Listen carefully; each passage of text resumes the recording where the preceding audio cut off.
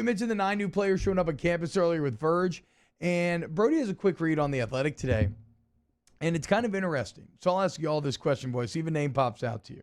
There's not a lot of playing time up for grabs next year, right? You probably got anywhere from like 18 to 20 returning starters out of the 22 available spots. Where do you think, if you were to look at the guys that just showed up, who do you think would play immediately next year? It's like it's the polar opposite of this last season where you could have answered almost anybody, and everybody did end up playing. But what do you think? When you look at next year's roster, you got a lead on who you think gets immediate playing time that just showed up.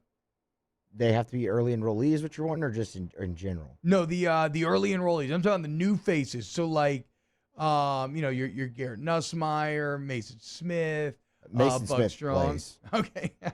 Mason Smith plays. I don't know if he starts, but he's in the rotation and he plays. Yeah, I think Mason Smith is easy. They're 6'5", 316. That man looks college ready already.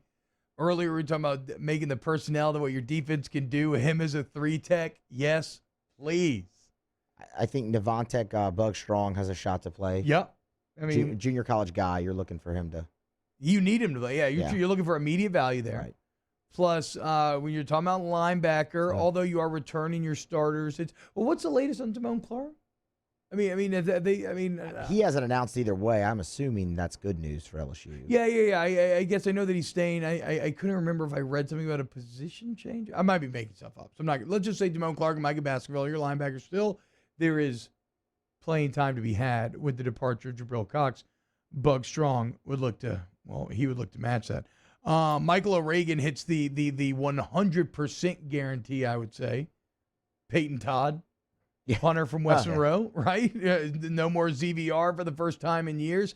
And where this is going to be interesting is if you look at Cole Tracy and Decade York, Greg McMahon has been amazing at finding place kickers. In fact, maybe the most consistent part of the LSU team in the Ozark era has been special teams, and that's Greg McMahon. And I wonder if he can be as good choosing punters as he is kickers. This is his first time having to choose a new one. Sage Ryan at safety could certainly factor in. Yeah, not an early enrollee though. Though again, he's not. Okay. Okay, interesting. But yes, no, I think. Shea has said that Sage Ryan would have played for LSU this year. Yeah, look, I also think though there's going to be no bigger group that has a better bounce back year than the safety position. I think they were put in horrible positions last year. And then how about tight end? And this is not an early enrollee either, but this is one, and even in the article, Birdie says this is one that Shea Dixon did bring up, because really now you look with Rick Gilbert in the portal, you have one scholarship tight end left on this team. Now, granted, it's Cole Taylor, who we thank for loosely tying his shoes, or maybe it wasn't even that loose. Point is, that's what we know him from. But the guy, Jalen Sheed, the lowest ranked signee in all the skill positions in this LSU class, will have the potential to find the field. Also, I wonder, what about Nick Storrs?